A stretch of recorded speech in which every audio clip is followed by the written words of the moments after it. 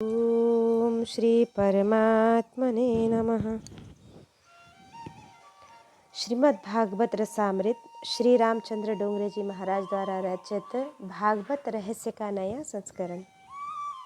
कल हमने श्रवण किया वेणुगीत, जिसमें सखियों ने अनेक प्रकार की वस्तुओं की भूरी भूरी प्रशंसा की और उन्होंने सोचा कि यदि हम बांसुरी होते, यदि हम पेड़ होते, यदि हम नदी होते तो हम ठाकुर जी को स्पर्श कर पाते। इस तरह की बहुत प्रेममयी लीला का हमने कल श्रवण किया।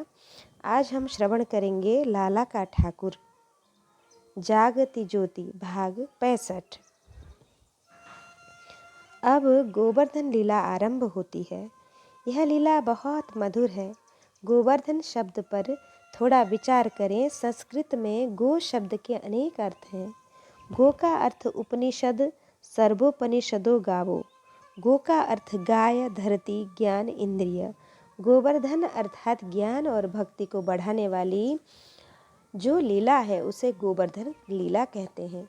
गोवर्धन लीला के बाद रास लीला आती है। जब ज्ञान और भक्ति की अतिशय वृद्धि होती है तभी देहाभिमान छूटता है और रास लीला में प्रवेश मिलता है। तुम ज्ञान और भक्ति बढ़ाने का प्रयत्न करो। लोग अपनी आमदनी बढ़ाने का प्रयत्न करते हैं, यह अच्छा है। तुम भक्ति बढ़ाने का प्रयत्न करो। अपने मन को बारंबार देखो, मन सुधरता है या बिगड़ता है, भक्ति घटती है या फिर बढ़ती है। 2 महीने पहले जैसा धन था वैसा आज है या नहीं। ज्ञान भक्ति की वृद्धि करना, ज्ञान भक्ति की वृद्धि के लिए क्या करना चाहिए, यह एक स्वाभाविक प्रश्न है। लोग अपनी शक्ति बढ़ाने के लिए हवा खाने जाते हैं, हवा परिवर्तन करने जाते हैं। जहाँ का हवा पानी अच्छा हो वहाँ रहने से शक्ति बढ़ती है। इसलिए भक्ति वृद्धि के लिए कुछ समय घर छोड़ो। हमारे शास्त्रों में लिखा है कि गृहस्थ 12 महीने घर पर रहे, यह अच्छा नहीं है। 1-2 महीने घर छोड़कर गंगा तट पर या यमुना के किसी तीर्थ में रहकर शुद्ध होना चाहिए, क्योंकि गृहस्थ का घर भोग भूमि है। गृहस्थ के घर में काम के परमाणु उड़ते हैं। ये परमाणु मन को बिगाड़ते हैं, इसलिए घर में भक्ति नहीं हो सकती। कसाई के घर घृणा पैदा होती है, हिंसा होती है, इसलिए वहाँ के परमाणु हिंसक होते हैं। वहाँ कभी सात्विक भाव नहीं जागेगा। मंदिर में जाने पर कुछ सात्विक भाव जगता है। वहाँ की भूमि भक्ति में थोड़ा साथ देती है। 12 महीने घर पर मत रहना। 1-2 महीने ऐसे तीर्थ में जाकर रहो जहाँ संत महात्मा वास करते हो। यदि संत कुछ न बोले तो भी उनके पास जाकर बैठे रहो। संतों का मौन भी ज्ञान है। गुरोस्तु मौन व्याख्यानम। यदि संत चुपचाप बैठे हों तो भी बहुत सा उपदेश देते हैं। तुम किसी ऐसे विरक्त साधु के पास जाकर बैठो जिससे भक्ति का रंग लगा है, जिससे संसार का सुख तुच्छ लगता है। उसका सत्संग करने की बड़ी आवश्यकता है। गृहस्थ का धर्म है कि 12 महीनों में 1-2 महीने किसी भी तीर्थ में रहें और सात्विक पवित्र जीवन गुजारें। ऐसी कोई सात्विक भूमि ढूंढकर वहाँ रहो। एकांत में बैठकर साधना करो। प्रवृत्ति का विषय आनंद छोड़कर निवृत्ति या एकांत में बैठकर भक्ति करो तो ही भक्ति बढ़ती है। कुछ लोग ऐसे होते हैं जिन्हें भगवान के दर्शन की इच्छा तो होती है किंतु सांसारिक प्रवृत्ति छोड़ने की इच्छा नहीं होती। कुछ लोग ऐसा सोचते हैं कि संसार के सुख भोग में ही भगवान मिल जाए तो अच्छा है। यह होना संभव है। भगवान के लिए लौकिक सुख छोड़ना ही पड़ता है। इसलिए प्रवृत्ति छोड़कर एकांत में बैठो। वहाँ बैठकर ऐसी साधना करो, मैं और मेरे भगवान को छोड़कर यहाँ कोई तीसरा ना आए। एक गृहस्थ के घर 2 कन्याएं थीं। एक कन्या की शादी एक किसान के घर और दूसरी की शादी कुम्हार के घर हुई थी। दोनों कन्याओं का विवाह एक ही गांव में हुआ था। कन्याओं को समाचार बहुत दिनों तक न मिला तो उनका बाप हाल चाल लेने के लिए उस गांव में गया। वह कुम्हार के घर वाली कन्या से पहले मिलने गया। वहां जाकर उसने पूछा, बेटी तुम्हें कोई तकलीफ तो नहीं है, घर में कोई अड़चन तो नहीं है। कन्या ने कहा, पिताजी ये सब मिट्टी के बर्तन बनकर तैयार हो गए हैं, किंतु ये अभी कच्चे हैं। कल से हमारी भट्टी का काम शुरू होगा और 15-20 दिन तक चलेगा। मैं भगवान से रोज प्रार्थना करती हूँ कि इन बर्तनों के पकने के बाद बरसात आए। इन दिनों में बरसात का एक छींट भी न पड़े, अन्यथा हमारी सारी मेहनत पर पानी फिर जाएगा। इन बर्तनों के पक जाने पर बरसात भले ही आए, 15-20 दिन तक बरसात न आए तो सारा वर्ष सुख से बीतेगा। बाप उस कन्या के घर से उठकर जिस कन्या की शादी किसान के घर में थी उसके घर में गया। बाप ने बेटी से पूछा, तुम्हारा काम कैसा चल रहा है? कन्या ने कहा, पिताजी बुवाई का सारा काम हो गया है। मैं तो भगवान से प्रार्थना करती हूँ कि जल्द ही जोर की बरसात आ जाए तो अच्छा हो। इन 60 दिनों में बरसात आ जाए तो सारा आनंद से खाएंगे पिएंगे। बेचारे बाप की कैसी दशा। बरसात आए तो सारा वर्ष आनंद से बीतेगा। यदि 8-10 महीने में बरसात न आई तो बहुत तकलीफ होगी। यह भी चिंता होगी कि क्या खाएं, बेचारे बाप की कैसी दशा है। बरसात पड़े तो कुम्हार के घर जो कन्या ब्याही गई है वह दुखी हो, और बरसात न पड़ने पर किसान के घर जो कन्या ब्याही गई है वह दुखी होगी। तात्पर्य यह है कि दोनों कन्याएं सुखी नहीं होने वाली हैं। उनमें एक तो दुखी होगी ही। थोड़ा विचार करो, ख्याल में आएगा कि यह तुम्हारी ही कथा चल रही है। इस जीव की 2 कन्याएं हैं। एक कन्या का नाम प्रवृत्ति और दूसरी का नाम निवृत्ति है। ये दोनों कन्याएं एक साथ कभी सुखी नहीं होने वाली हैं। दोनों में से एक तो दुखी होगी ही। प्रवृत्ति में विषयानंद और निवृत्ति में भजनानंद मिलता है। जीव दोनों आनंद लेना चाहता है, उसे विषयानंद छोड़ना नहीं है और भजनानंद लेना नहीं है। फलतः कोई लाभ हाथ में नहीं आता। विषयानंद छोड़ना ही पड़ेगा। मन को समझाकर उसे विषय से विमुक्त करना ही पड़ेगा। इसलिए अब प्रवृत्ति का विषयानंद छोड़ो। खूब समझकर प्रवृत्ति छोड़नी है। कितने ही लोग प्रवृत्ति तब छोड़ते हैं जब ब्लड प्रेशर हाई हो और डॉक्टर उन्हें मूर्ख कह दे। शरीर बिगड़ जाने पर प्रवृत्ति छोड़ने का विशेष अर्थ नहीं। शरीर में शक्ति हो और बाजी तुम्हारे हाथ में हो तो प्रभु को खुश करो। शरीर अस्वस्थ होने के बाद, शरीर दुर्बल होने पर भगवान की भक्ति नहीं होती। इसके बाद शरीर की ही अधिक भक्ति करनी पड़ेगी। शरीर में शक्ति रहते रहते प्रवृत्ति घटाते जाओ। इस समय प्रभु ने जो दिया है उसे बहुत बढ़ाने की इच्छा मत रखो। हमारे शास्त्रों में तो लिखा है कि पुत्र यदि योग्य है तो कुछ अधिक संचय करने की आवश्यकता नहीं है। पुत्र के योग्य होने का अर्थ है कि भूखे नहीं मर सकता, वह कमाकर खा लेगा। उसके लिए अधिक संचय करने की आवश्यकता नहीं। यदि पुत्र नालायक हो तो अयोग्य हो तो उसके लिए भी अधिक संचय करने की आवश्यकता नहीं। उसके लिए यदि बहुत कुछ संचय करो तो भी वह उड़ा देगा, दिवाला निकाल देगा, दुखी होगा। योग्य के लिए भी बहुत संचय करना वृथा है। विवेक से कुछ संचय करो, ऐसा करना ठीक है, किंतु प्रवृत्ति को विषयानंद समझकर छोड़ते जाओ और एकांत में बैठने की आदत डालो। गोवर्धन लीला अर्थात ज्ञान भक्ति को बढ़ाने वाली लीला। ब्रजवासी लोग अपना घरबार छोड़कर गिरिराज महाराज के चरणों में आश्रय ले चुके हैं। गोवर्धन लीला में वर्णन आता है कि ब्रजवासियों के गिरिराज शरण में जाने के बाद इंद्रराज ने मूसलधार वर्षा की है। इंद्र राजा अर्थात इंद्रियों के अभिमानी देव भी प्रायः विघ्न पैदा करते हैं। इसलिए उपनिषदों में देवों को स्तुति का विधान है। यदि हम एकांत में बैठें तो कभी कभी हमारी इंद्रियां वासना की तीव्र वर्षा करती है। इसलिए एकांत में बैठने पर कभी ध्यान में या भक्ति में जल्दी से आनंद नहीं आएगा। प्रायः इंद्रियां एकांत पाकर अधिक उच्छृंखल हो जाती हैं। भक्ति में आनंद न आने पर मन धोखा देता है। मन अपने भोगे हुए सुखों का स्मरण करता है, आगे भोगे जाने वाले सुखों पर विचार करता है। प्रवृत्ति छोड़ने के बाद उसके संस्कार मन को चंचल बना देते हैं। निवृत्ति में ब्रह्मानंद भजनानंद न मिलने पर प्रवृत्ति का विषयानंद फिर भोगने की लालसा जीव को व्यग्र बना देती है। कुछ लोग फिर से वही पाप कर बैठते हैं।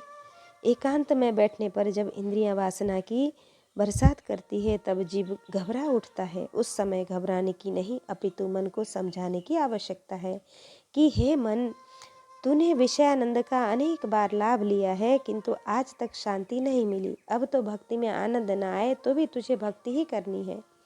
मुझे अब किसी तरह भक्ति छोड़नी नहीं है। वासना की बरसात दूध के उफान के समान है। यदि दूध में थोड़ा उफान आए और तुम उस पर थोड़ा पानी डाल दो तो वह उफान बैठ जाता है। उसी प्रकार वासना की बरसात की दशा है। एकांत पाकर इंद्रियों का त्रास बढ़ जाने पर सावधान रहो। उस समय वासना की बरसात सहन करो, तभी तुम सुखी बनोगे। तुमको भगवान भक्ति में आनंद देंगे। जो वासना की बरसात सहन करता है उसे क्या करना चाहिए, यह एक प्रश्न है जिसका उत्तर यह है कि उसे स्वरूप सेवा का आधार लेकर मन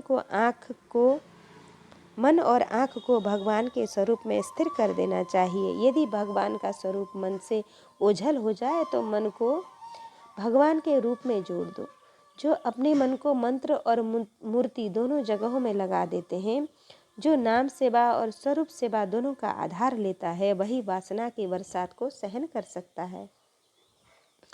वासना की बरसात सहन करने के लिए इसे छोड़ कोई उपाय नहीं है। भक्ति में जल्दी आनंद नहीं आता। जब भक्ति में आनंद आ जाएगा तब वह स्थिर हो जाएगा।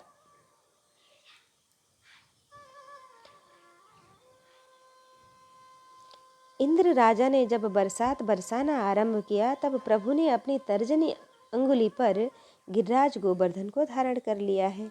उन्होंने गिरिराज को अंगूठे पर नहीं अपितु तर्जनी अंगुली पर ही क्यों धारण कर रखा है? इसका कारण यह है कि तर्जनी उंगली सत्व गुण का स्वरूप है। सत्व गुण ब्रह्म संबंध स्थापित कराता है और ब्रह्म संबंध के टिकाए रखने से और सत्व गुण के बढ़ाने से वासना की बरसात सहन की जा सकती है। संयम से सत्वगुण बढ़ता है। इसके लिए सादा भोजन करो, पवित्र ग्रंथों का पठन करो और सत्व प्रधान साधुओं का सत्संग करो। ज्ञान भक्ति बढ़ाने वाली लीला ही गोवर्धन लीला है। ज्ञान भक्ति को बढ़ाने के लिए गोवर्धन लीला में एक रहस्य वर्णित किया गया है। पूजा करने वाले श्री कृष्ण हैं और श्री कृष्ण ही गिरिराज के शिखर में गोवर्धन नाथ के रूप में भी प्रकट हुए हैं। इस प्रकार जब पूज्य और पूजक एक हों, सेव्य और सेवक एक हों, भक्त और भगवान एक हों, तो ही भक्ति की वृद्धि होती है। यदि भक्ति बढ़ाने की इच्छा हो तो भगवान से एकाकार हो जाओ। ब्राह्मण पूजा करते समय अंगन्यास और करन्यास करते हैं। एक एक अंग में प्रभु की स्थापना करने के बाद पूजा होती है। जो प्रभु के समान नहीं होता उसकी पूजा को प्रभु ग्रहण नहीं करते। देवो भूत्वा यजेत देवम, शिवो भूत्वा यजेत शिवम। भगवान के साथ एकाकार होने का अर्थ है भगवान की इच्छा में अपनी इच्छा का मिलाना। जीवन में सुख दुख का, लाभ हानि का, मान अपमान का, चाहे जैसा अवसर आए उसे अपना मन शांत रखकर सहन करो। तुम भगवान की पूजा करोगे तो भी बहुत से लोग तुम्हारी निंदा करेंगे। उससे तुम्हें घबराना नहीं चाहिए, क्योंकि सब काम भगवान की इच्छा से ही होते हैं। ऐसा मान लेना कि सब कुछ भगवान की इच्छा से होता है और मेरी निंदा भी भगवान की इच्छा से ही हो रही है। भगवान की इच्छा ही मेरी इच्छा है, यह मानकर काम करना। यदि भगवान की इच्छा से तुम्हारी इच्छा भिन्न होगी तो भक्ति नहीं बढ़ेगी। भगवान की इच्छा से जो कुछ होगा वह तुम्हारे कल्याण के लिए होगा, ऐसा प्रभु में विश्वास करना। भगवान को किसी का बुरा नहीं करना आता। कोई जीव बिगाड़ सकता है किंतु प्रभु किसी का बिगाड़ता नहीं। कदाचित भक्ति करने से हानि भी हो, दुख का अवसर भी आए तो भी प्रभु को मत कोसना। ऐसी श्रद्धा रखना कि भगवान की इच्छा से जो हुआ है वह अच्छा ही हुआ है। ऐसी निष्ठा पैदा करना कि मेरे भगवान को जो पसंद है वह मुझे पसंद है। पूज्य और पूजक के एक हो जाने पर भी भक्ति बढ़ती है। मन से भगवान के साथ एकता स्थापित करो और तभी तुम्हारी भक्ति बढ़ेगी। जब ज्ञान भक्ति खूब बढ़ती है तब जीव को रासलीला में प्रवेश मिलता है।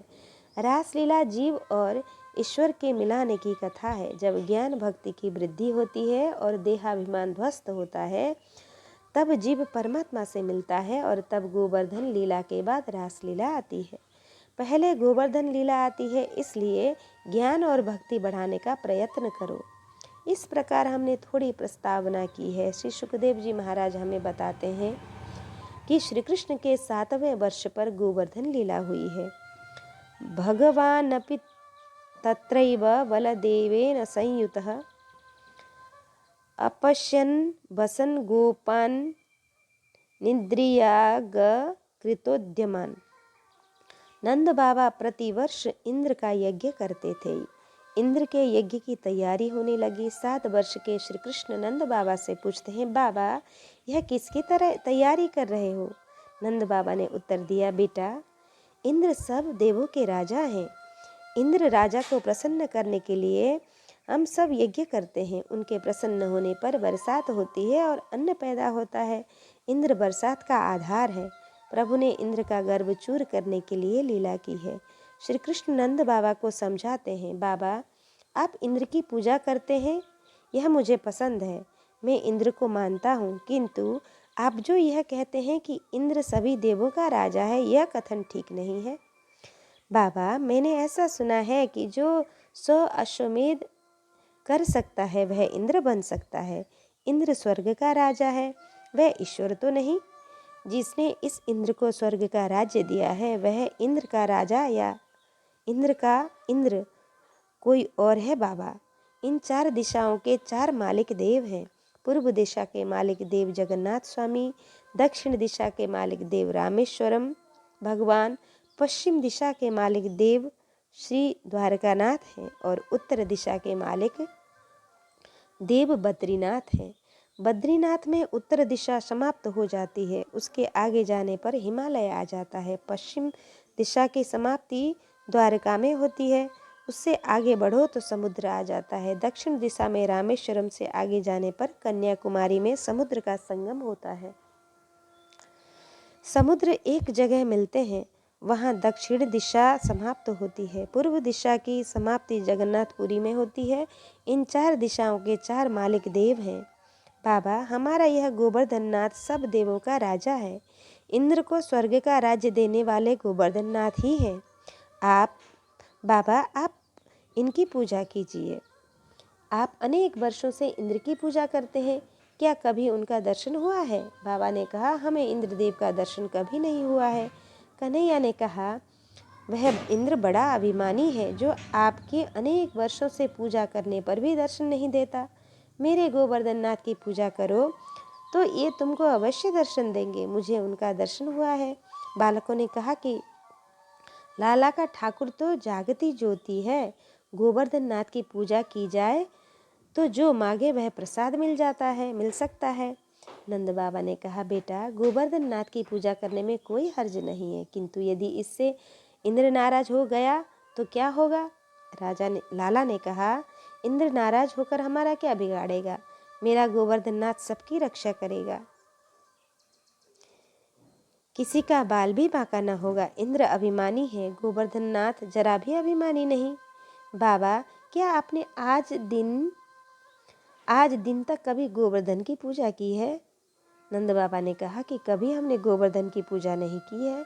यह सुनकर कन्हैया बोला, पूजा न करने पर भी गोवर्धन नाथ हमारी रक्षा करते हैं और प्रसाद देते हैं। बाबा मैं एक बार गाय लेकर अपने मित्रों के साथ जंगल में घूम रहा था।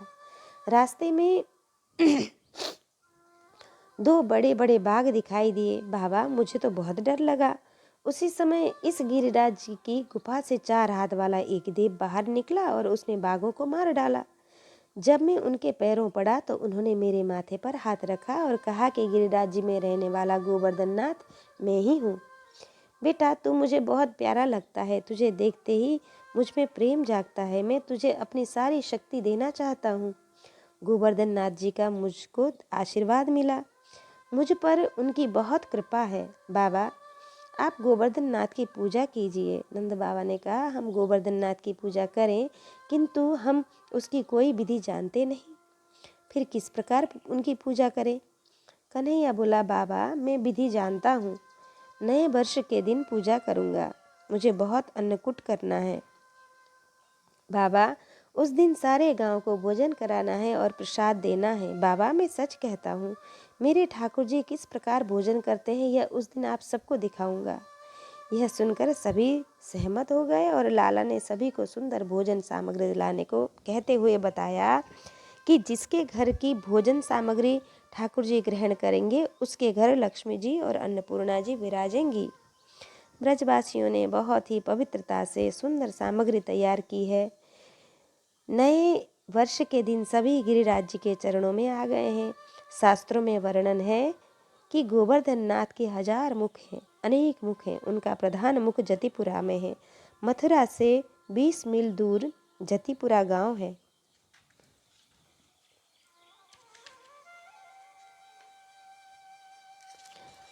वैष्णव वहाँ सारे दिन श्री ठाकुर जी का अभिषेक करते हैं। सायंकाल भगवान का श्रृंगार होता है। इसके बाद भगवान भोजन करते हैं। तुम यहाँ मन से गिरिराज महाराज के दर्शन करो और ऐसी भावना करो कि मैं इस समय गोवर्धन नाथ के चरणों में बैठा हूँ, तो मन से किए हुए पुण्य का फल मिलता है।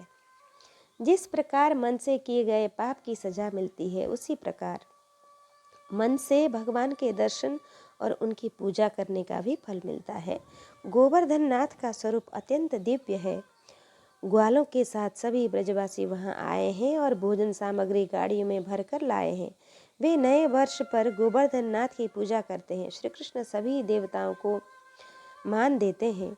जो सबको मानता है वह बड़ा होता है। गोवर्धन पूजा के आरंभ में लाला ने कहा, पहले गणपति जी महाराज की पूजा करनी पड़ेगी। गणपति जी पूजा के बिना गोवर्धन नाथ की पूजा नहीं हो सकती। गणपति महाराज विघ्न हरता है और विघ्न हरता भी है। विघ्न करता है और विघ्न हरता भी है। गणपति जी महाराज विघ्न करता है और वे विघ्न हरता भी हैं। ओम गणानान्ता गणपति गुंहबामहे प्रायाणत्वा प्रियपदि गुंगवामहे निधिनात्वा निधिपदि गुंगवामहे वसो मम आहम जाति जानि गर्भधमा त्वमजासि गर्भधम। वसो मम आह मजानि गर्भधमा त्वमजासि गर्भधम। वेदों में गणपति जी महाराज की महिमा का बड़ा सुंदर वर्णन किया है। गणपति जी महाराज की सभी पूजा करते हैं। पुण्य वाचन हुआ है। इसके बाद गोवर्धन नाथ की पूजा करते हैं। ब्राह्मण वेद मंत्र बोलते हैं और वैष्णव जन प्रेम से प्रभु का नाम संकीर्तन करते हैं। सब गोवर्धन नाथ पर दूध का अभिषेक करते हैं। अभिषेक में बहुत सावधान रहना होता है। दूध की धारा अखंड रहनी चाहिए, खंडित नहीं होनी चाहिए। दूध की धारा खंडित होने पर अभिषेक भी भंग हो जाता है। क्या दूध की धारा खंडित होने पर ठाकुर जी गुस्सा हो जाते होंगे? ऐसा नहीं है। ठाकुर जी गुस्सा नहीं करते। वे बड़े दयालु और प्रेमालु हैं। दूध की धारा खंडित हो या न हो, किंतु हमारे मन की धारा खंडित न होनी चाहिए। वह मन की धारा भगवान के चरणों में पड़नी चाहिए। मन सतत परमात्मा का चरण चिंतन करे, स्मरण करे। यही अभिषेक का महत्व है। अभिषेक करते समय मन में कोई लौकिक विचार नहीं आना चाहिए। दूध की धारा खंडित होने पर भगवान को बुरा नहीं लगता, क्योंकि भगवान कहते हैं कि तेरे मन की धारा मेरे चरणों में पड़ती है। ब्रजवासी दूध से अभिषेक करते हैं। श्री यमुना जी गिरिराज जी से दूर हैं। बालक यमुना जी का जल ले आते हैं। गिरिराज जी का स्वरूप बहुत विशाल है। बालक थक गए हैं। ठाकुर जी की सेवा करते करते शरीर थक जाए, खूब पसीना छूटने लगे, तो परमात्मा को वंदन करके कहना कि अब मेरे हाथ में कुछ हो नहीं पाता है, अब मेरे हाथ से कुछ हो नहीं पाता है। यह सुनकर परमात्मा को दया आ जाएगी। मनुष्य पैसे के लिए पसीना बहाता है, लेकिन परमात्मा के लिए पसीना नहीं बहाता है। बालक थक गए हैं और कहते हैं कि लाला, तेरे ठाकुर जी तो बहुत बड़े हैं, हम लोग तो थक गए हैं। लाला ने प्रार्थना की, हे गोवर्धन नाथ, अपने अंदर से गंगा जी को प्रकट करें। उसी समय गिरिराज जी में खल खल खल खल करती हुई गंगा जी प्रकट हो गई। उन्हें मानसी गंगा कहते हैं। गंगा जल से गोवर्धन नाथ का खूब अभिषेक किया गया है, स्नान कराया गया है। इसके बाद श्री कृष्ण उनका सुंदर श्रृंगार करते हैं। उनको पीला पीताम्बर पहनाया गया है, केसरी अंगोछा कंधे पर डाला गया है। लाला ठाकुर जी का श्रृंगार करे तो फिर पूछना ही क्या। लाला ने इस संसार को कैसा बनाया है। सभी के चेहरे अलग अलग हैं, एक का चेहरा दूसरे से नहीं मिलता। यदि वह पूरा पूरा मिल जाए तो संसार में गड़बड़ी पैदा हो जाए। मोर का अंडा सफ़ेद होता है, उस अंडे में भगवान नए नए रंग कैसे भर देते हैं। मोर को किस प्रकार रंग बिरंगा बनाया गया है। यह जगत उसी प्रभु का सूचक है। यह सबसे बड़ा चमत्कार है। आज श्री कृष्ण श्रृंगार करते हैं। गोवर्धन नाथ बहुत प्रसन्न दिखाई देते हैं। आज परमात्मा के दर्शन में बहुत आनंद आता है। बालक लाला से कह रहे हैं, कन्हैया, ये तेरे ठाकुर जी आज बहुत आनंद मग्न हैं। ये मुझे देखकर धीरे धीरे गाल में हंसते हैं। तुम कभी गोवर्धन नाथ का दर्शन करने जाओ तो इस बात को याद रखकर दर्शन करना। ठाकुर जी की आँख बहुत सुंदर है। भगवान की आँख जगत को देखने के लिए है। भगवान की आँख जगत को देखने के लिए नहीं है, वह बिना आँख के भी देख सकते हैं। भगवान की आँख जीव के आकर्षण के लिए है।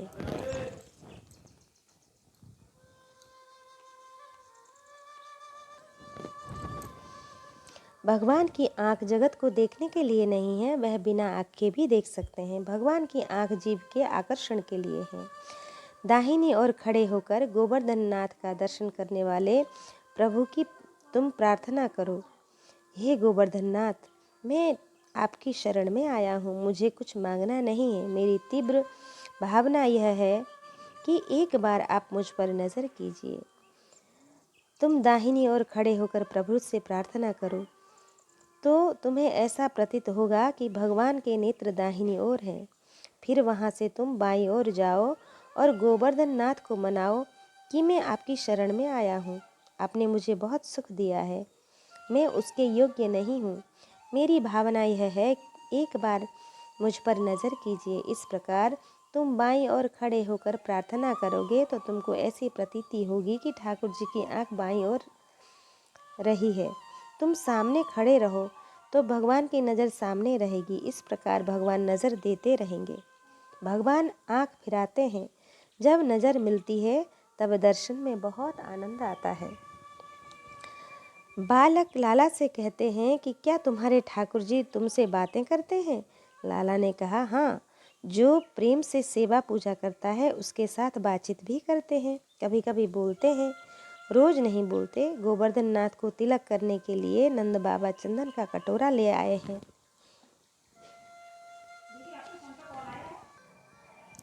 लाला ने कहा, यह कार्तिक का महीना है, इसलिए ठंडी अधिक पड़ती है। आप लोग चंदन की अर्चा करेंगे तो मेरे ठाकुर जी को ठंडी लग जाएगी। मेरे भगवान बहुत कोमल हैं, उनकी सेवा प्रेम से करनी है। गर्मी बहुत पड़ती हो और चंदन से अर्चा करो तो ठाकुर जी को गर्मी बहुत पड़ती हो और चंदन से अर्चा करो तो ठाकुर जी को ठंडक लग जाएगी। ठंडी बहुत पड़ती हो और चंदन से अर्चा करो तो ठाकुर जी को ठंड लग जाएगी। वे सब सहन कर लेते हैं, कुछ बोलते नहीं, लेकिन चंदन की अर्चा करना मुझे पसंद नहीं। बालकों ने कहा, कन्हैया, क्या हम कुमकुम का तिलक करें। लाला ने कहा कि कुमकुम का तिलक अच्छा होगा, किंतु तुम सब यदि कुमकुम का तिलक करो तो कुमकुम ठाकुर जी की नाक पर पड़े। वह कुमकुम यदि श्वास लेते समय अंदर जाए तो शायद उनको छींक आए। नंद बाबा ने कहा, कन्हैया, तू किसे समझाता है, क्या तेरे ठाकुर जी को छींक आती है। लाला ने कहा, आप इसे क्या समझते हैं। नंद बाबा ने कहा, हम इसमें कुछ नहीं जानते, हम तो केवल इतना ही मानते हैं कि यह एक ऊंचा पहाड़ है। लाला ने कहा, आज तो आपने कहा सो कहा, फिर कभी ऐसा मत कहिएगा। क्या हम लोग पहाड़ की पूजा करने आए हैं? पूजा जड़ की नहीं होती है, चेतन की होती है। बाबा, यह जो पहाड़ जैसा स्वरूप है, यह ठाकुर जी का भौतिक स्वरूप है। श्री ठाकुर जी आध्यात्मिक स्वरूप में तो सब में विराजमान है। मेरे भगवान का आधिदैविक स्वरूप 4 हाथ वाला है। वह कभी प्रकट होता है। बाबा, हम किसी पहाड़ की पूजा करने नहीं आए हैं, ये हमारे प्रत्यक्ष परमात्मा है। मेरे ठाकुर जी की नाक से श्वास निकलता है, उसकी परीक्षा आप कर सकते हैं, इससे आपको विश्वास होगा। लाला ने मजाक किया।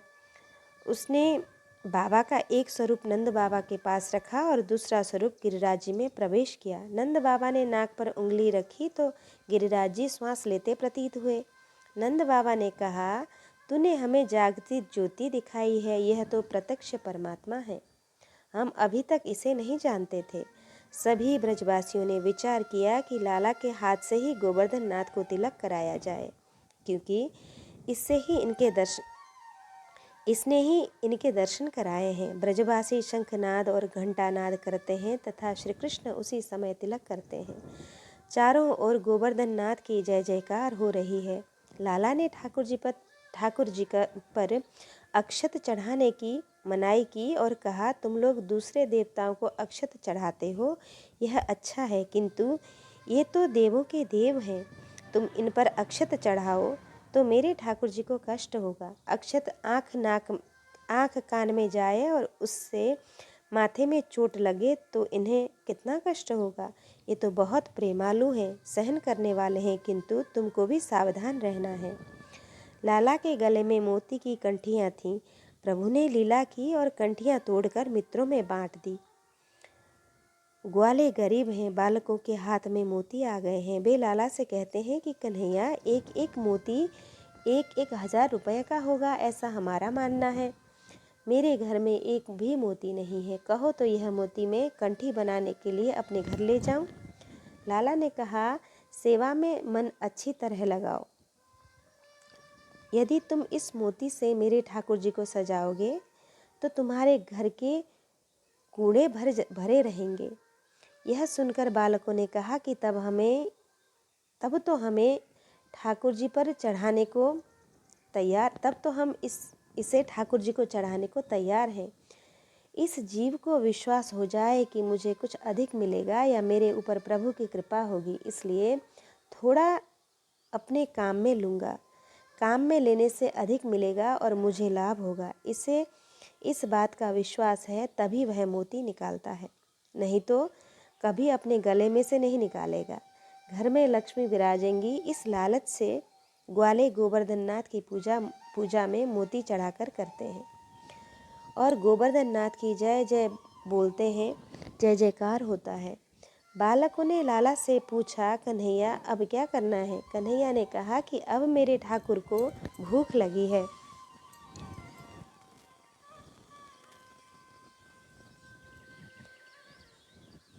इसलिए भोजन की सामग्री भगवान के सामने उपस्थित करो। सब भगवान के सम्मुख सामग्री प्रस्तुत करते हैं और तुलसी जी अर्पण करते हैं। श्री कृष्ण लीला अत्यंत मधुर है। श्री कृष्ण हाथ जोड़कर खड़े हैं और गोवर्धन नाथ से प्रार्थना करते हैं, हे गोवर्धन नाथ, आप तो सारे जगत को भोजन कराते हैं। जगत को भोजन कराने वाले को कौन भोजन करा सकता है? हम ब्रजवासी तो बहुत प्रेम से पवित्रता से आपके लिए यह सुंदर सामग्री बनाकर लाए हैं। हे गोवर्धन नाथ, आप कृपा कीजिए। सबकी भावना है कि आप भोजन ग्रहण कीजिए और हमें दर्शन दीजिए। आप प्रत्यक्ष प्रकट होकर भोजन ग्रहण कीजिए। लाला ने मजाक किया। अपना एक स्वरूप नंद बाबा के पास रखा और दूसरा स्वरूप चतुर्भुज स्वरूप गिरिराज जी के शिखर पर गोवर्धन नाथ में प्रकट किया। कन्हैया ने ऐसा मजाक किया कि अपने ही अपने चरणों में पड़ रहा है। कन्हैया ने कहा, बाबा, यह मेरा ठाकुर है। मैंने आपसे कहा था कि ठाकुर जी का आदि दैविक स्वरूप 4 हाथों वाला है। श्री कृष्ण को वंदन करते देखकर सभी वंदन करते हैं और गोवर्धन नाथ से भोजन करने की प्रार्थना करते हैं। गोवर्धन नाथ जी तो शिखर पर प्रकट हुए और भोजन सामग्री तो पहाड़ की तलहटी में है। गोवर्धन नाथ शिखर से अपना हाथ बढ़ाकर भोजन की टोकरियां उठाते हैं और प्रसन्न होकर पाते हैं। यह देखकर ग्वाले चकित हो जाते हैं, खुश हो जाते हैं और कहते हैं, लाला लाला तेरा ठाकुर तो खा रहा है, देखो यह सामग्री ठाकुर जी के लिए ही बनाई गई है। एक के बाद एक कटोरी उठाकर गोवर्धन नाथ भोजन कर रहे हैं और सभी दर्शन कर रहे हैं। जो छोटे बालक थे वे कुछ घबरा गए और लाला से कहने लगे, कन्हैया तेरा गोवर्धन नाथ तो अनेक वर्षों से भूखे दिखाई देते हैं, यह तो सब खाने लगे हैं। यह एक के बाद दूसरी टोकरी खाली करते जा रहे हैं, यह कितना खाते हैं। लाला तू तो हमें दिए बिना कभी नहीं खाता और यह तो अकेले ही सब खाते जा रहे हैं। लाला देखो इनसे सुतरफेनी, एक प्रकार की मिठाई की टोकरी उठा ली। मुझे तो सुतरफेनी बहुत अच्छी लगती है, क्या मुझे कुछ प्रसाद मिलेगा। लाला ने कहा, मेरा ठाकुर सब खा जाएगा और जितना खाएगा उतना ही प्रसाद भी देगा। बालकों ने कहा कि लाला तू कहता है कि हम सबको प्रसाद मिलेगा, इसलिए यह तो एक के बाद दूसरी टोकरी खाली करते जा रहे हैं, फिर प्रसाद कैसे मिलेगा। लाला ने कहा, तुम श्रद्धा रखो, मेरे ठाकुर जी जिस घर में भोजन करते हैं उसमें लक्ष्मी जी अन्नपूर्णा पधारती हैं। तुम लोग अच्छी तरह दर्शन नहीं करते, बाईं ओर लक्ष्मी जी हैं। आज तो सामग्री अधिक है, तुम लोग भोजन करने में जल्दी मत करो, शांति रखो। बालकों ने कहा कि लाला तेरे ठाकुर भोजन करें तो हमें क्या करना है। लाला ने कहा, चलो हम सब गिरिराज महाराज की परिक्रमा करें। लाला के कहने के अनुसार सभी ब्रजवासी श्री कृष्ण गोविंद हरे मुरारे हे नाथ नारायण वासुदेव कीर्तन करते करते गिरिराज जी की परिक्रमा करते हैं। गिरिराज जी की परिक्रमा करते समय रास्ते में राधा कुंड आता है, उसकी रज अत्यंत पावन है। इसके बाद गोवर्धन नाथ की आरती उतारी गई, ब्राह्मणों और साधुओं को प्रसाद दिया गया, फिर ब्रजवासियों की पंक्ति में भोजन करने बैठी है। बाल कृष्णलाल परोसने लगे हैं। इस प्रकार मालिक परोसने जाता है और सभी को समझाता है, यह प्रसाद देवों के लिए दुर्लभ है, तुम सब प्रेम से प्रसाद लेना, किंतु जरा भी छोड़ना मत। इस प्रसाद में श्री ठाकुर जी का अधरामृत टपका है, इसलिए यह अधिक मीठा हो गया है। जो प्रसाद का अपमान करता है उसे बहुत पाप लगता है। थाली या पत्तल में जरा भी प्रसाद मत छोड़ो। कुछ बालक लाला को अपना मित्र मानते थे, वे लाला से कहने लगे, कन्हैया तू तो हमें बहुत उपदेश देता है, यदि हम प्रसाद छोड़ दें तो क्या होगा। लाला ने कहा, प्रसाद मत छोड़ना, नहीं तो गोवर्धन नाथ रात को स्वप्न में आकर तुझे डंडे से मारेंगे, क्योंकि प्रसाद का अपमान प्रभु का अपमान होता है। थाली या पत्तल में प्रसाद छोड़ने जैसा कोई पाप नहीं है। लोग अन्न की निंदा करते हैं, उसे बिगाड़ते थे, इसलिए महंगाई हुई है। कभी भी अन्न की निंदा मत करना। कितने ही लोग बहुत होशियारी दिखाते हैं और समझते हैं कि हम अन्न छोड़ देंगे तो भिखारी को खाना मिलेगा। हमें भिखारी को भी झूठा अन्न नहीं देना चाहिए। शास्त्रों में लिखा है कि जो तुम्हारा झूठा खाएगा वह तुम्हारा थोड़ा पाप ले जाएगा, इसलिए किसी को उच्छिष्ट या झूठा भोजन नहीं देना चाहिए। यह सुनकर सभी ब्रजवासियों को आनंद हुआ है और प्रसाद लेने के बाद सभी गिरिराज जी के चरणों में ही सो गए हैं। उधर नारद जी इंद्र के पास पहुँचे और उन्होंने उनसे जाकर कहा, तो किस प्रकार के देवों का राजा है। ग्वाले तेरी पूजा छोड़कर गोवर्धन नाथ की पूजा करते हैं। यह सुनकर इंद्र को क्रोध आ गया। उसने मेघों को आज्ञा दी कि ब्रज पर टूट पड़ो, मूसलधार बरसात करो और उससे छिन्न भिन्न कर दो। कार्तिक महीना होने पर भी आकाश में मेघ छा गए, गड़गड़ाहट की गर्जना होने लगी और जोर से बिनौले तुषार बरसने लगे। नंद बाबा बहुत घबरा उठे, व्याकुल हो गए कि गोपियाँ अपने छोटे छोटे बच्चे लेकर आई हैं, इन्हें कहाँ ले जाएं। उस समय 7 वर्ष के श्री कृष्ण नंद बाबा को समझाते हैं, बाबा घबराइए मत, मैंने गोवर्धन नाथ की पूजा प्रेम से की है, मुझे रात में उनके दर्शन हुए हैं। गोवर्धन नाथ ने मुझसे कहा कि तूने 7 दिन मेरी पूजा की है। मैं बहुत प्रसन्न हुआ हूँ, किंतु कल से 7 दिन तक बहुत बरसात पड़ेगी, फिर भी तुम लोग घबराना मत। कन्हैया, तू मुझे बहुत प्यारा लगता है। तेरी तर्जनी उंगली पर मैं फूल जैसा हल्का रहूँगा। तू मुझे उठा लेना, मैं सबकी रक्षा करूँगा, किसी का बाल भी बांका नहीं होगा। नंद बाबा ने कहा कि कन्हैया, यदि तुझे आज्ञा हुई हो तो तू गिरिराज जी को जल्दी उठा ले। लाला ने कहा, नंद बाबा, मैं तो तुम्हारा लड़का हूँ, मुझ में कोई ऐसी शक्ति नहीं कि मैं गिरिराज जी को उठा सकूँ। भीति के बिना प्रीति नहीं होती। सब घबरा उठे। सब ने गोवर्धन नाथ को साष्टांग वंदन करके कहा, हे गोवर्धन नाथ, हम तुम्हारे चरणों में पड़े हैं, हमारी रक्षा करो। श्री गोवर्धन नाथ की जय जय जयकार करते हुए इस प्रकार कहकर सब उनके चरणों में पड़ गए। लाला ने तलहटी में जहाँ हाथ बढ़ाया वहीं गिरिराज जी धीरे धीरे ऊपर उठने लगे। कन्हैया ने तर्जनी उंगली पर गिरिराज जी को उठा लिया और ब्रजवासियों को बुलाया, तुम सब यहाँ आओ, बिल्कुल घबराना मत। गिरिराज जी महाराज तुम्हारी रक्षा करेंगे। गाय ग्वाले और गोपियाँ दौड़कर वहाँ पहुँच गए हैं। आज श्री कृष्ण गिरिराज धरण हो गए हैं। यूँ तो ब्रजवासी प्रतिदिन लाला का दर्शन करते हैं, किंतु आज का कन्हैया कुछ और ही है। दाऊ जी ने शेष स्वरूप धारण कर गिरिराज जी को चारों ओर से घेर लिया है, जिससे बरसात का एक छींटा भी अंदर न आ सके। श्री कृष्ण ने सुदर्शन चक्र को आज्ञा दी। उनकी आज्ञा से उसने चारों ओर प्रकाश फैला दिया है। इस प्रकाश में सबको गिरिराज धरण की श्री कृष्ण का दर्शन करने में बड़ा आनंद आता है। यशोदा मैया हाथ से प्यार करती हुई कहती है, बेटा, तुझे क्या यह बोझ भारी लगता है? लाला ने कहा कि माँ, तूने मुझे मक्खन खिलाया है, इससे मुझ में शक्ति आ गई है, तू मेरी चिंता मत कर। ग्वालों का स्वभाव बड़ा भोला है, वे लाला को बालक मानते हैं।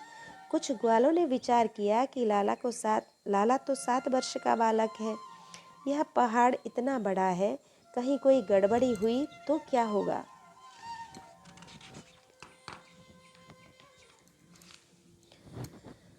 कुछ ब्रजवासियों ने लाठियों से सहारा दिया। एक ब्रजवासी लाला से कहने लगा, मैंने गिरिराज जी को अपनी लाठी पर टांग दिया है। यह सुनकर लाला ने कहा, तेरी लाठी ऊपर है, इसलिए क्या मेरी उंगली ऊपर नहीं है? ग्वाल मित्र बोले, कन्हैया, तू अकेले पहाड़ को कैसे उठा सकता है? हम सब ने उसे लाठी पर टांग रखा है। लाला ने कहा, तेरी लाठी ऊपर हो तो मैं अपना हाथ नीचे कर लूं? ग्वाल बाल मित्र ने कहा, यदि तू थक गया हो तो हाथ नीचे कर ले, हम सब लाठी पर रख लेंगे। कन्हैया ने जैसे ही हाथ नीचे करना आरंभ किया कि गिरिराज जी हिलने लगे। ग्वाले एकदम चिल्ला उठे, कन्हैया कन्हैया, यह गिरिराज गिर पड़ेगा। लाला ने झट अपनी उंगली ऊपर उठा ली। तब सबको विश्वास हो गया कि गिरिराज जी महाराज हमारी लाठी पर नहीं बल्कि लाला की उंगली पर टिका है।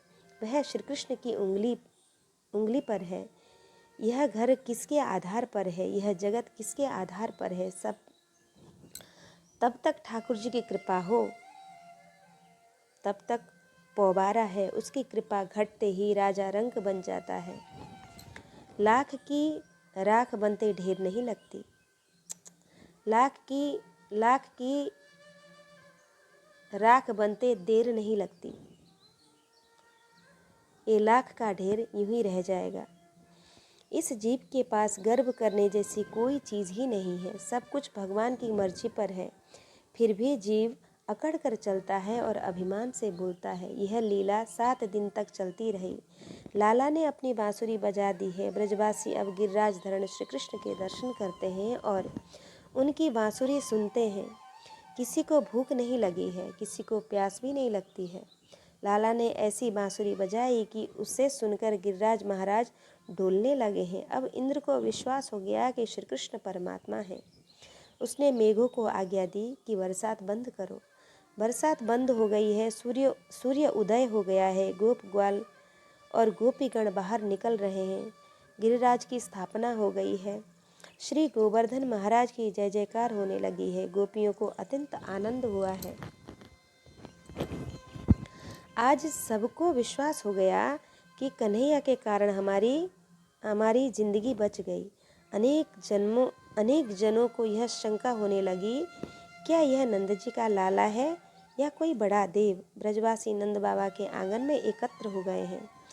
एक कहता है यह नंद बाबा का पुत्र नहीं है, दूसरा कहता है तुझे तो यह बात समझ में आई है, किंतु मुझे तो इसके जन्म से ही यही शंका है। नंद बाबा गोरे हैं, यशोदा गोरी हैं, यह कन्हैया काला क्यों है। क्या नंद बाबा किसी दूसरे का लड़का ले आए हैं। सबने इस सभा में नंद बाबा को बुलाया और पूछा, महाराज आप सच सच बताइए, क्या यह कन्हैया आपका ही लड़का है। नंद बाबा ने हाथ जोड़कर कहा, मैं अपनी गायों की शपथ खाकर कहता हूँ कि कन्हैया मेरा ही पुत्र है। यशोदा जी की गोद में कृष्ण उस समय खेल रहे थे। यहाँ यह बात यशोदा जी के कान में पड़ी। उसने कन्हैया से पूछा, बेटा तू किसका बेटा है। कन्हैया बोला कि मैं तेरा बेटा हूँ। यशोदा जी ने विनोद किया, बेटा तू मेरा लड़का नहीं है, मेरा लड़का तो दाऊ है। यह सुनकर कन्हैया रोने लगा और बोला, मैं तेरा लड़का हूँ और तू मेरी माता है। यह सुनकर माता ने कन्हैया को अपनी गोद में उठा लिया और कहा, बेटा ये सब संदेह कर रहे हैं कि हम दोनों गोरे हैं, फिर तू काला कैसे हुआ। श्री कृष्ण ने कहा, माँ इसमें तेरा दोष नहीं है। श्री कृष्ण ने कहा, माँ इसमें तेरा ही दोष है। मेरा जन्म रात को 12 बजे हुआ। मैं तुझे जगाने लगा किंतु तू जग नहीं पाई, इसलिए मैं सवेरे तक अंधकार में लौटता रहा। अंधकार मुझसे लिपट गया, इसलिए मैं काला हो गया। यशोदा माता बड़ी भोली हैं, वे श्री कृष्ण की बात सच मान लेती हैं। संत ज्ञानेश्वर जी महाराज महान ज्ञानी थे। महाराज ने 16 वर्ष का समय लगाकर गीता पर एक भाष्य लिखा है। इसके बाद उनसे परमात्मा का वियोग सहन न हुआ और उन्होंने जीते जी समाधि ले ली। सत्व गुण के अतिशय बढ़ जाने पर जीव पंच महाभूत में कैद नहीं रह सकता, ईश्वर से पृथक नहीं रह सकता। ज्ञानेश्वर जी ने गीता जी पर लिखे गए भाष्य में एक स्थान पर लिखा है कि गीता के उपदेशक श्री कृष्ण सांवले क्यों हैं। वे कहते हैं कि दूर से श्री कृष्ण का अंग दर्शन को श्याम लगता है। वे कहते हैं कि दूर से श्री कृष्ण का अंग दर्शक को श्याम लगता है, किंतु समीप जाने पर खबर पड़ती है कि वह अतिशय प्रकाशमय है। एकनाथ महाराज ने भागवत पर भाष्य लिखते हुए कहा कि श्री कृष्ण श्याम क्यों है। लोभ का रंग पीला है, क्रोध का रंग काला है, काम का रंग काला है। मनुष्य के कलेजे में काम रहता है, इसलिए कलेजा काला होता है। जो श्री कृष्ण का ध्यान करता है, प्रेम से श्री कृष्ण की सेवा करता है, उसका कलेजा धीरे धीरे उजाला हो जाता है। भगवान उसके कलेजे के कालेपन को खींच लेते हैं और अपने श्री अंग में रखते हैं, इसलिए श्री अंग थोड़ा श्याम है। एक बार श्री कृष्ण दूत बनकर दुर्योधन के यहाँ गए। दुर्योधन मूर्ख है, मालिक का अपमान करता है और पूछता है, तुम नंद यशोदा के पुत्र हो, फिर काले क्यों हो। श्री कृष्ण ने कहा, मैं गोरा था किंतु तेरा काला होने के कारण काला होकर आया हूँ। कालोस्मि लोकक्षयकृत प्रवृत्तः। हरित निकुंज में श्री कृष्ण राधा रानी के साथ क्रीड़ा कर रहे हैं। राधा कृष्ण वृंदावन में कभी लंबे नहीं होते, हमेशा छोटे आकार के होते हैं। यहाँ नित्य लीला होती है। एक बार राधा जी ने कहा, श्याम सुंदर आप सुंदर तो हैं किंतु काले क्यों हैं। श्री कृष्ण कहते हैं, राधे मैं तो तेरी शोभा बढ़ाने के लिए काला होकर आया हूँ।